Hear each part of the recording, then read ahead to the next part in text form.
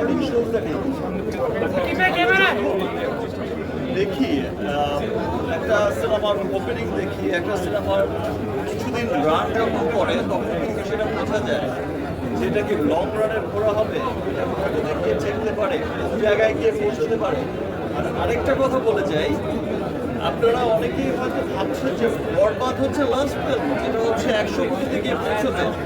But I think যে এটা হচ্ছে শুরু হলো, এটা শেষ না, এটা শুরু হলো। যে আজ থেকে গত বছর আমরা তুফান দেখেছি, তুফান যে পরিমাণে বিজনেস করেছে, এবছর আমরা বরবাদ দেখছি, তার চাইতেও আরো ভালো বিজনেস করছে।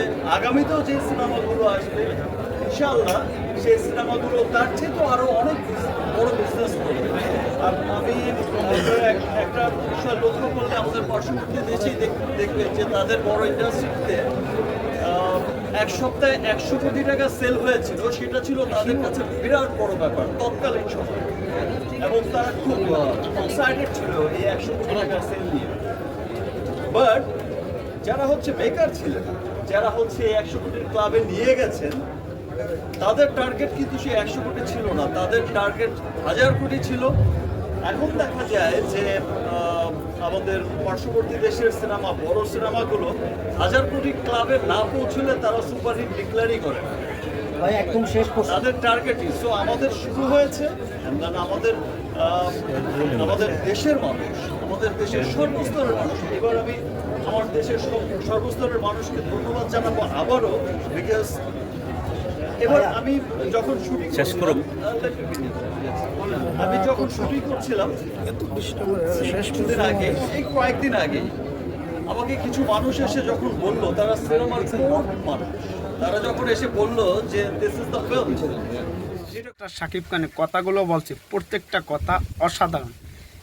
এর জন্যই মেগাস্টার শাকিব খান, যে একটা ছবি প্রথম দিনে সিনেমা হলে চললে প্রথম দিনে দর্শকদের আগ্রহ দেখালে বোঝা যায় যে এই ছবিটা লং রান করবে না ফিউসের মতন পর্যন্ত সেটা হবে। সেটা শাকিব খানের কাছ থেকে আমরা শুনতে পারছি।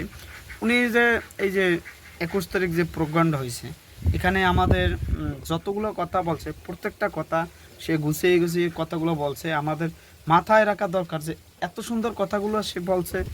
এটা আমাদের ভিতরে অন্যরকম একটা এক্সাইটেড কাজ করতেছে যে শাকিব খান তার ক্যারিশমার দ্বারা, তার ভালোবাসার মানুষদের নিয়ে ভালো ভালো কথা, বা বরবাদ ছবি নিয়ে প্রযোজকদের নিয়ে যে সম্মান দিয়ে কথাগুলো বলছে, এটা আমাদের জন্য ভালো লাগে একটা বিষয়।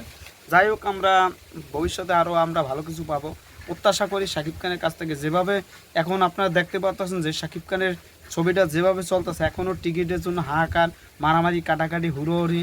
এটা শুধু বাংলাদেশ না, আমেরিকা, লন্ডন, কানাডা, তারপর হচ্ছে ইতালি, আগামী পরশু দিনে মুক্তি পাবে অস্ট্রেলিয়া, নিউজিল্যান্ড, আরও ইংল্যান্ড, অনেক অনেক দেশে মুক্তি পাবে। তখন আরও আপনারা অনেক কিছু দেখতে পাবেন।